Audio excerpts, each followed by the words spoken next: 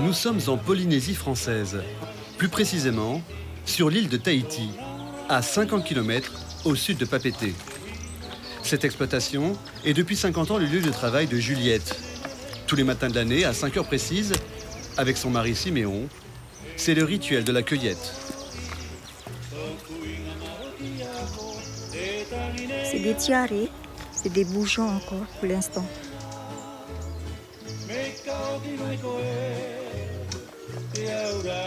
La fleur de tiaré, c'est le trésor national de Tahiti. Elle ne pousse qu'ici. L'île en produit 15 millions par an. 5 millions sont dédiés uniquement à l'élaboration du monoï. La fleur est fragile, alors il n'y a pas de temps à perdre. Alors je dois vite casser de bonne heure pour qu'elle garde la fraîcheur jusqu'au soir. Parce que sinon, tout au long de la journée, elle fleurit. Et quand elle fleurit, elle est plus bonne à prendre parce qu'elle se ramollit. Hein. Juliette et Siméon font partie des plus gros producteurs de tiaré de l'île. Ils sont 7 à se partager le marché. À lui seul, le couple vend 500 000 fleurs par an. Quand je vois une bouteille de Monoï, je dis, tiens, c'est peut-être la mienne qui est là-dedans. Et puis ça part en France, dans tout le pays, quoi. C'est une fierté pour nous. Le monoï, c'est une fierté pour toute la Polynésie française. Car dites monoï, et ce qui vous vient tout de suite à l'esprit, un parfum de paradis. C'est l'odeur des vacances, du farniente, des plages ensoleillées. Pour beaucoup d'entre nous, le monoï, c'est d'abord une huile à bronzer. Mais c'est surtout un vrai soin hydratant pour la peau et les cheveux, enraciné dans la culture polynésienne depuis toujours. Sa recette est simple, c'est de l'huile de coco macérée avec de la fleur de tiaré, vendue dans une petite bouteille bon marché. En moyenne, elle coûte moins de 10 €. Découvrez le secret à l'huile de monoï. Mais aujourd'hui, on trouve du monoï partout et sous toutes les formes. Shampoing, fond de teint, rouge à lèvres, lessive, 400 marques dans le monde vendent plus de 13 millions de produits différents en surfant sur le monoï et le rêve polynésien, cher aux publicitaires. Sensualité de l'huile de monoï, offrir le paradis à votre corps. Alors, comment est fabriquée cette huile magique qui fait vivre une partie de la Polynésie? Et comment l'archipel arrive-t-il à protéger son fabuleux trésor? Les origines du monoï se situent à 18 000 km de la métropole, à Tahiti, mais aussi sur l'atoll de Rangiroa. Pour fabriquer du monoï, il y a de la fleur de tiaré, bien sûr, mais il y a surtout de l'huile de coco. C'est elle qui fait bronzer et qui hydrate. Punua et son fils dirigent une petite exploitation familiale de noix de coco. Ils possèdent une centaine de palmiers. Ils produisent une huile végétale de première qualité. Sa particularité est d'être plus sèche que les autres huiles produites en Asie, qui sont beaucoup plus grasses et collantes. C'est une spécificité de la pulpe blanche des noix de coco de Rangiroa. C'est ce que l'on appelle le copra. Les gens n'ont pas de travail, mais ils vivent du copra. Ouais, parce qu'avec le copra, on fait tout. Et on emmène sur Tahiti à huilerie pour faire de l'huile de coco.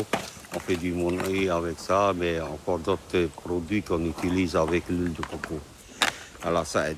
C'est le premier ressource des atolls. C'est le copra. Ici, pas de mécanisation ou d'industrialisation, cela coûterait trop cher.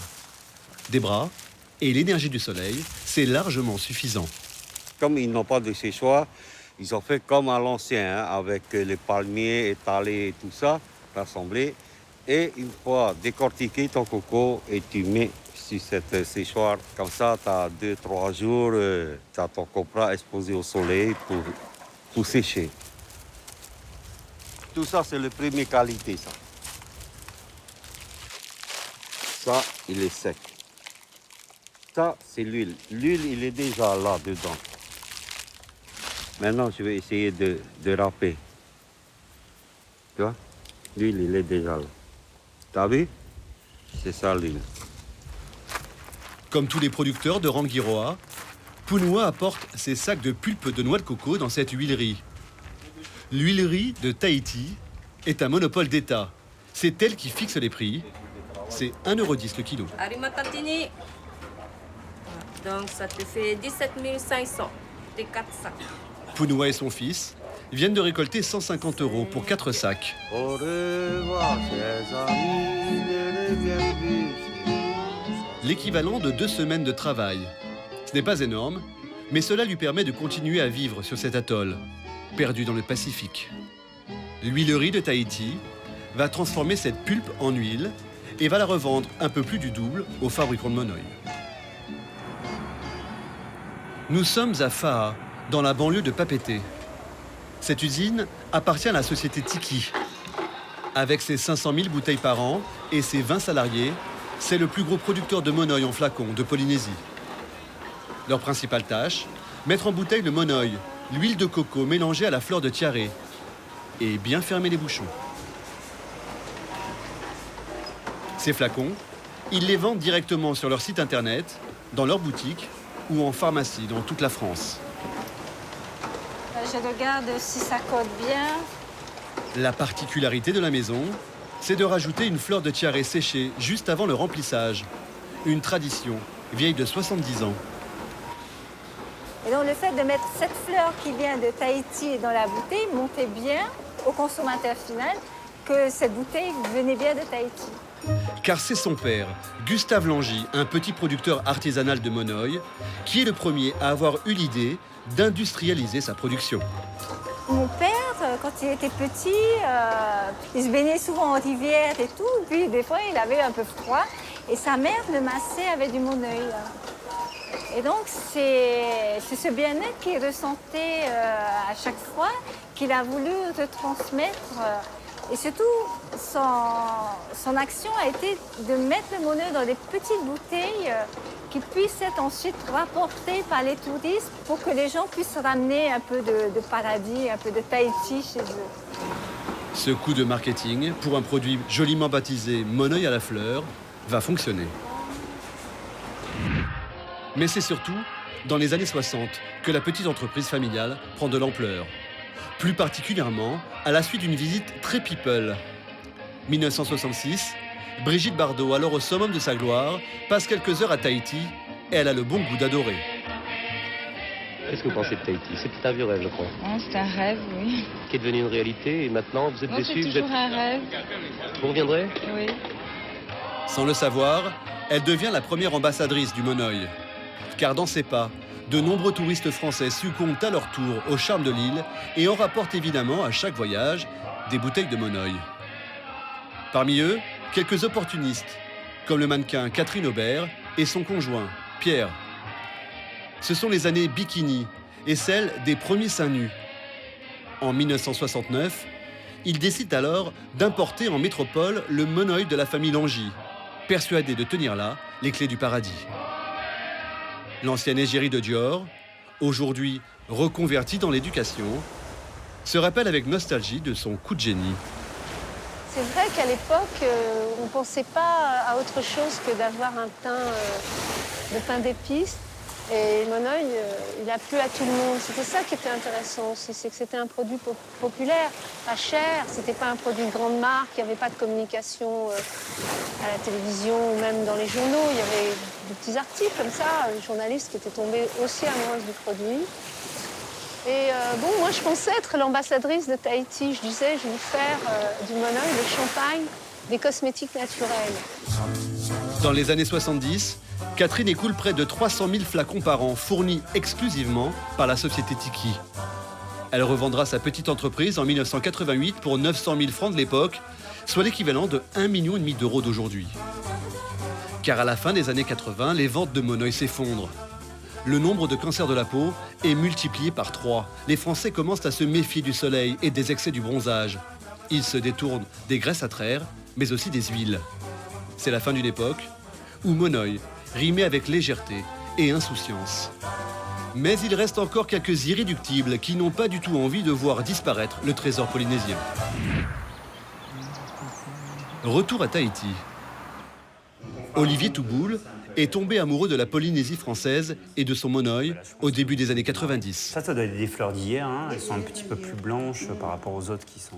Ok, je pense que vous pouvez démarrer. À cette époque, le monoeil est en pleine déconfiture. Ce pharmacien marseillais a alors une intuition. Le produit n'a peut-être plus d'avenir en tant qu'huile solaire, mais il a d'autres qualités. Son parfum, son pouvoir hydratant et apaisant pourrait fortement intéresser l'industrie cosmétique.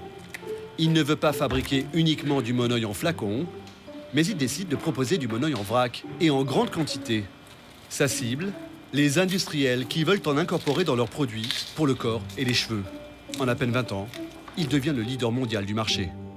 Ça, c'est un petit peu notre process à nous qu'on a mis en place il y a 20 ans. On a préféré utiliser uniquement les pétales plutôt que la fleur de Tiare Tahiti entière. C'est-à-dire si on laisse la partie verte, on a à l'intérieur du pollen qui gonfle avec l'huile, donc ça fait un léger dépôt à la fin dans le flacon. C'est pas très joli et le client, ça lui déplaît. Olivier produit désormais 180 tonnes de monoeil par an. Dans chacun de ses filets, 6000 fleurs de tiare qui vont macérer pendant 10 jours dans une huile de coco raffinée. Olivier met 10 fleurs de tiare dans 1 litre de monoeil.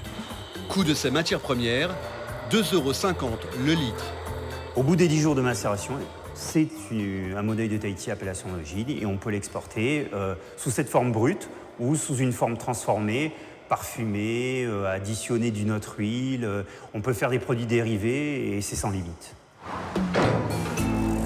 Des milliers de litres de monoeil quittent ainsi son usine de Tahiti chaque semaine.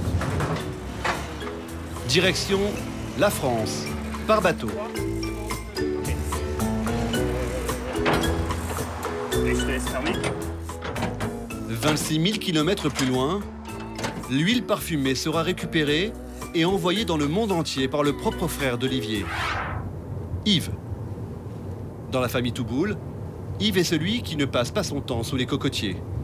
Basé à Aubagne, dans le sud de la France, il est en charge de vendre le monoeil produit par son frère. Aujourd'hui, il a rendez-vous avec un gros client dans le Nord. C'est un rendez-vous très important parce que c'est déjà un gros faiseur en grande distribution. Il a de très très bel référencement au niveau des grosses centrales. Et puis leur gamme monoeil est assez étendue. Ils vont du shampoing, du gel douche aux produits solaires. Je pense que c'est le bâtiment blanc là-bas. Ce laboratoire développe des produits de beauté pour de grosses marques comme Corinne de Farm ou Sephora. Cela fait 3 ans qu'ils travaillent ensemble. Bonjour, mademoiselle. Pacifique Sud.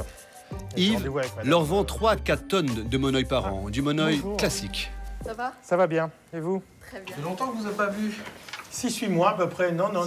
On préparait la saison, on préparait de nouveaux produits, donc on ne pouvait pas être partout, tout simplement. Vous allez nous montrer toutes vos nouveautés? Mais son objectif aujourd'hui, c'est de leur vendre un nouveau produit révolutionnaire, toujours à base de monoeil. Je vais vous présenter les nouvelles formulations. Et alors là, vous avez le beurre de monoeil. Vous le mettez sur la peau et immédiatement, il fond. Le beurre de monoeil est plus proche de la crème que de l'huile. Une bonne formule qui semble séduire Aude, la responsable de la recherche dans ce laboratoire. Ça pourrait être un développement, tout à fait. D'accord. Il sent très bon la noix de coco. Donc je pense qu'il y a un parfum noix de coco à l'intérieur. La texture n'est pas grasse, donc il faut imaginer que c'est un produit qui est destiné à aller sur les cheveux. Donc je pense que c'est une belle formule, oui. Ça donne des idées. C'est un jus de fruits. Les arguments d'Yves Touboul ont fait mouche. Le directeur général y semble sensible. Et nous l'utilisons. Je ne vais pas trahir de secret. Je veux dire, sur 3 ans, si je reprends les chiffres, on va tripler notre consommation de monoeil. Donc voilà, c'est quand même important et on parle de plusieurs dizaines de tonnes. Donc c'est un développement et c'est vraiment un axe stratégique pour nous d'apporter ces ingrédients. Yves repartira donc confiant. Michel et Aude semblent prêts à tester son beurre de monoeil. La responsable de la recherche lui montre même sa dernière création, une crème solaire fabriquée à partir du monoeil des frères Touboul. Yves, vous ne connaissiez pas ce dernier produit? Ah non, par contre, un indice 50 avec du monoeil, c'est osé, mais c'est super. Ouais. Je ne savais pas que c'était possible. Ah ouais. Et il n'y a pas qu'en métropole que l'on recherche de nouvelles stratégies commerciales. En Polynésie aussi, on réfléchit à l'avenir du monoeil. Non plus dans une logique de bronzage, mais de soin. Ça, c'est de la poudre de fruits de noni. C'est une poudre qui va finir dans une macération de Monoeil. Généralement, c'est un fruit qui est utilisé en alimentaire. Mais là, sur cette production-là, ça va être un fruit qui va s'intégrer dans une macération. Le noni est un fruit qui semble retarder le vieillissement de la peau. Et Olivier y voit là encore une nouvelle opportunité pour diversifier son offre et donc augmenter son chiffre d'affaires. Aujourd'hui, ça représente 3,5 millions d'euros environ ce marché-là en Polynésie. Mais effectivement, demain, par l'exploitation de nouvelles ressources, que ce soit marine, que ce soit terrestre, il y a un potentiel qui pourrait se multiplier par 3, 4 très facilement. Qu'est-ce qu'il y a eu comme livraison là, depuis Des nouveaux produits. Cet industriel en invente presque tous les jours. C'est pourquoi on trouve désormais du monoeil au café, au pamplemousse, au miel, à l'ananas, au santal ou au gingembre.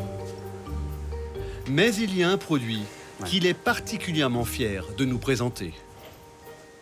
Voilà un petit peu ce qui peut être intéressant et apporter de la modernité au monoeil. Bon là, c'est un exemple d'huile de coco vierge, mais effectivement pour un gros hôtel de la place à Bora Bora, on a développé ce produit qui est une huile de coco vierge avec des paillettes d'or 24 carats à l'intérieur. Comptez quand même 70 € le flacon.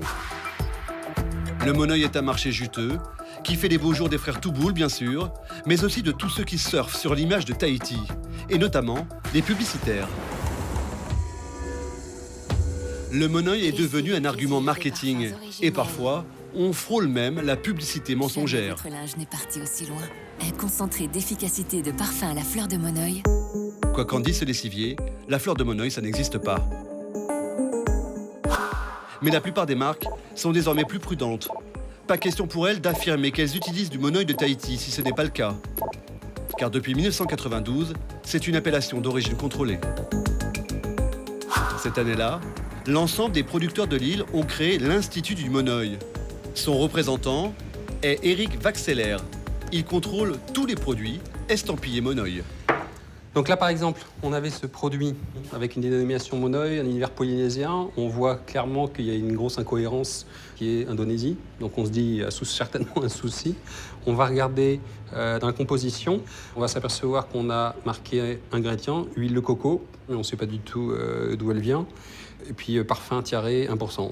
Et ça n'a aucune propriété du monoeil, parce qu'elle n'a pas la fleur de tiare, et on ne sait même pas si cette huile, elle est d'un endroit ou un autre, donc elle doit être certainement pas chère, et il y a des huiles de coco qui sont pas chères, mais très grasses, donc pas du tout agréables à mettre sur la peau. Pour protéger la filière, les pouvoirs publics et l'Institut obligent désormais toutes les marques utilisant le terme monoeil de Tahiti à respecter des règles de proportion et de provenance.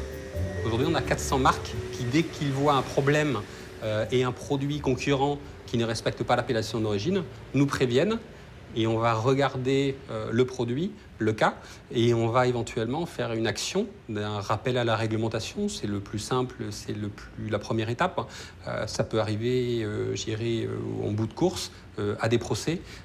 Et notre groupement, aujourd'hui, en plus de 20 ans, n'a jamais perdu un procès. Si la filière se défend donc très bien, elle sait aussi séduire. À l'image de la route des vins dans le Bordelais, Eric Vaxeler a créé en 2010 la route du monoeil. Donc, bonjour à toutes et à tous, bienvenue dans le bus magique. Aujourd'hui, c'est Cookie qui fait le guide. Merci à vous d'avoir choisi notre destination et notre famille. Le tour est gratuit. Et pourtant, il n'y a pas grand monde aujourd'hui. Seuls Nicole et René, un couple de retraités tout juste arrivés de Provence. Regardez comme l'eau de mer est claire, et voyez comme l'eau est calme. Ils vont faire le tour de l'île de Tahiti. 24 arrêts à la carte pour découvrir tous les secrets de fabrication de l'huile et bien sûr, être tentés d'acheter le maximum de produits locaux. Eric Vaxeler ne va pas les lâcher d'une semelle. Première étape, il les emmène voir Robert qui fabrique un monoeil traditionnel. Souvent, on considère que c'est les mamas, donc les femmes, qui font du monoeil. Mais on voulait montrer sur l'île de Tahiti, on a 2 femmes qui font du monoeil traditionnel et un homme. Voilà. Cela fait des années que cette figure locale vend son monoeil sur le bord de cette plage noire. Et sa recette est très spéciale. Il récupère l'extrait de la noix de coco contenu dans l'intestin d'un Bernard l'ermite géant. Normalement, il faut 4 comme ça. Ce mélange permettrait d'accélérer la fermentation.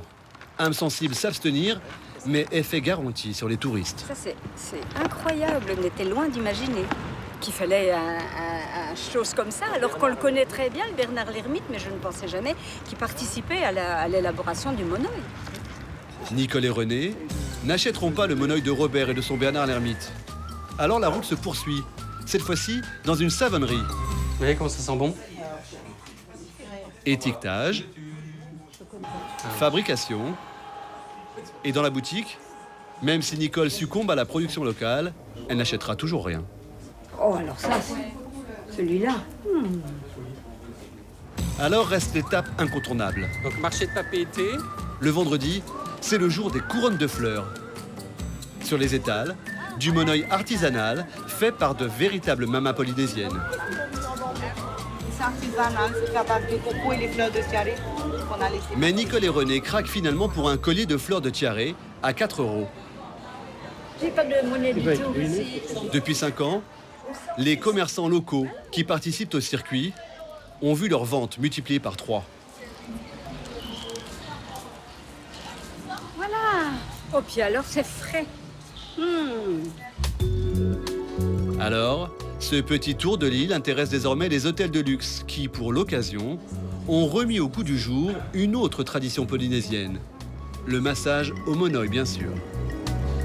Vous avez pamplemousse, vanille, frangipanier, tamanu, bambou et papaye. Elles ont toutes des vertus assez particulières. Tous les hôtels de l'archipel en proposent et ces 2 touristes français n'ont pas pu résister. Un moment de détente qui a un prix. L'heure de massage au vrai monoeil de Tahiti coûte tout de même 150 €.